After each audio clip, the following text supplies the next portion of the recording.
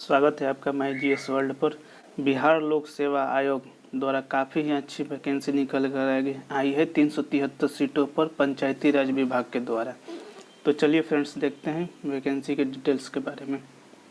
तो बिहार लोक सेवा आयोग विज्ञापन संख्या 67/2020 पंचायती राज विभाग बिहार के अंतर्गत अंकेक्षक मतलब कि ऑडिटर, अंकेक्षक जिसे हम ऑडिटर कहते हैं, बिहार पंचायत अंकेक्षक सेवा में 373 पदों पर वैकेंसी आई है, जिसका सीट विवरण फ्रेंड्स इस प्रकार है। इसमें अदर को अनारक्षित को 150 सीटें दी गई है, जिसमें से महिला के लिए 53 रिजर्व है 35%, आर्थिक रूप से कमजोर वर्ग के लिए 37, महिला को 11, एससी को 59-22, एसटी को 4 और 1 महिला के लिए 4 पुरुष के लिए, अत्यंत पिछड़ा वर्ग ईबीसी के लिए 67 और 24, पिछड़ा वर्ग के लिए 45, 15 तथा पिछड़े वर्ग की महिलाओं के लिए 11 और इसमें नहीं दिया है महिलाओं के लिए अलग से, क्योंकि यहीं पर महिलाएं आ गई हैं। तो कुल 373 सीट है तथा महिलाओं के लिए 126 सीट है। और डिटेल्स देखते हैं इसके बारे में। तो जो स्वतंत्रता फ्रीडम फाइटर्स के रिलेटिव है उनके लिए 7 सीट रिजर्व की गई हैं, तथा जो दृष्टिबाधित है, मुख्यबाधित है, OH है, PH है, उनके लिए 4 सीटें कुल 4% रिजर्व किया गया है, जिसके तहत 4, 4, 8, 4, 12, 3, 15 सीटें रिजर्व हैं। चलिए इसका वेतन देखते हैं कितना मिलेगा आपको। सॉरी फ्रेंड्स,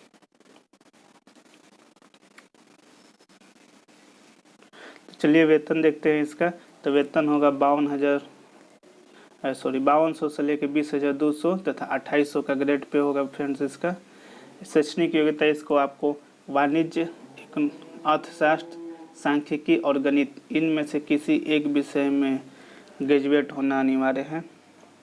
इसके अतिरिक्त आपके पास अगर MBA, CA, ICWA और CS डिग्री है तो भी आप इसका फॉर्म भर सकते हैं। शैक्षणिक योग्यता से संबंधित सभी प्रमाण पत्र ऑनलाइन भरने की अंतिम तिथि 18/11/2020 से पहले आपके पास होना चाहिए।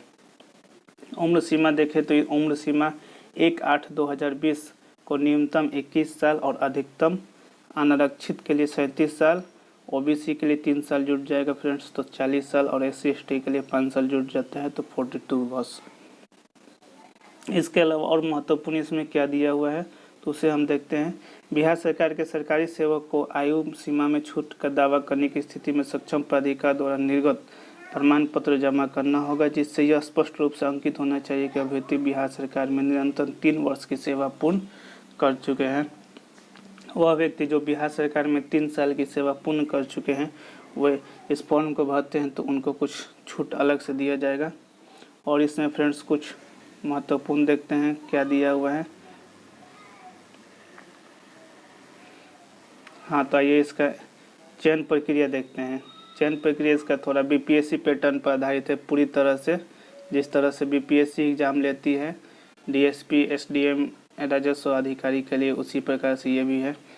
चयन प्रक्रिया प्रारंभिक परीक्षा, लिखित परीक्षा और साक्षात्कार 3 फेज होंगे इसमें, PT, मेंस और इंटरव्यू।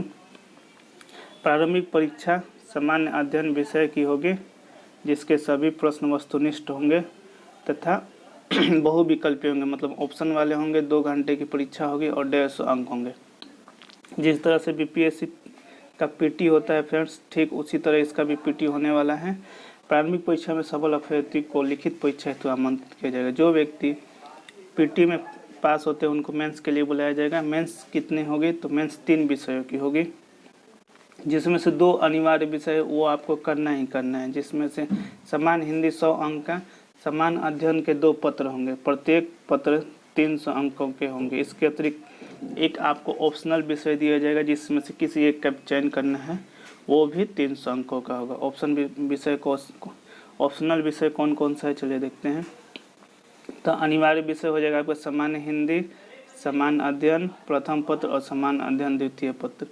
सबके लिए 3-3 घंटे का समय दिया जाएगा और 3-3, 6 और 700 अंक की ये परीक्षा होगी फ्रेंड्स। तथा वैकल्पिक विषय में आपको वाणिज्य लेना होगा या फिर अर्थशास्त्र ले सकते हैं या फिर गणित या फिर सांख्यिकी, कोई एक ले सकते हैं।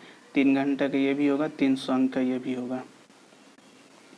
प्रारंभिक परीक्षा एवं उपयुक्त अंकित अनिवार्य तथा वैकल्पिक विषयों का पाठ्यक्रम वही होगा जो संयुक्त प्रतियोगिता परीक्षा के लिए निर्धारित है। उक्त विषयों का विस्तृत विवरण आयोग की वेबसाइट पर इसका पाठ्यक्रम वही होगा जो कि बीपीएससी का पाठ्यक्रम होता है। इसकी जानकारी बीपीएससी की साइट पर दिया जा चुका है। साक्षात्कार इंटरव्यू भी 120 अंकों का होगा। साक्षात्कार का पूर्णांक 120 अंकों का होगा। इसके अलावा देखते हैं और क्या इससे महत्वपूर्ण है। तो लिखित परीक्षा में सम्मिलित एवं उनके द्वारा प्राप्त अंकों के आधार पर तैयार मेधा सूची के आधार पर सफल घोषित उम्मीदवारों का साक्षात्कार होगा। वे व्यक्ति जो पीटी और मेंस पास कर जाते हैं उनको साक्षात्कार के लिए बुलाया जाएगा तथा 120 अंकों का साक्षात्कार होगा। लिखित परीक्षा में सफल उम्मीदवारों को साक्षात्कार में उपस्थित होना अनिवार्य है एवं साक्षात्कार में प्राप्त अंकों के योग के आधार पर मेधा सूची बनाई जाएगी। मतलब कि आपको जो मेरिट बनेगा वो मेंस और इंटरव्यू पर बनेगा। पीटी केवल क्वालिफाइंग है, पीटी पर नहीं बनेगा। मेधा सूची में निर्धारित हेतु जहां 2 या अधिक सफल अभ्यर्थियों को प्राप्तांक एक ही है वहां मेधा क्रम का निर्धारण उनकी शैक्षणिक योग्यता, कौन व्यक्ति ज़्यादा पढ़ा हुआ है उस आधार पर किया जाएगा या फिर उनके एज के हिसाब से किया जाएगा। अधिक उम्र वाले को प्राथमिकता दी जाएगी।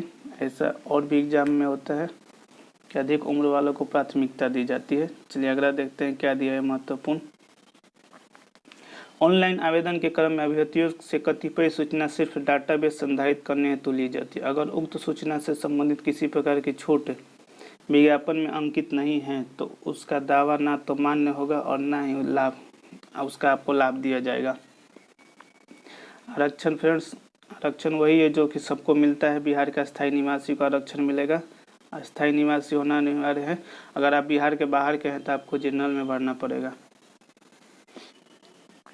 चलिए और देखते हैं महत्वपूर्ण इसमें क्या क्या दिया हुआ है।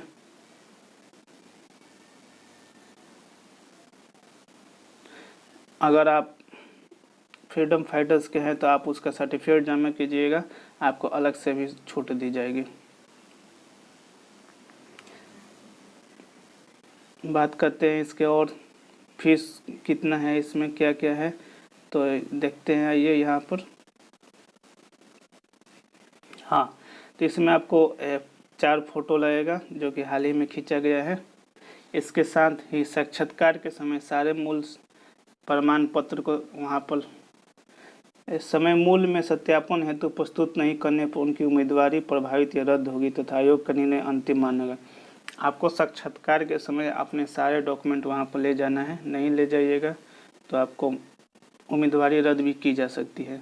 समान अभ्यर्थियों के लिए 600 रुपये फीस है तथा बिहार के SC ST के लिए 150 रुपये की फ़ीस है और बिहार की महिला उम्मीदवारों के लिए भी 150 रुपये का फीस है तथा दिव्यांग व्यक्तियों के लिए भी 150 व्यक्तियों का फीस है तथा सामान्य वर्ग OBC EBC के पुरुष व्यक्तियों के लिए 600 रुपये का फीस है।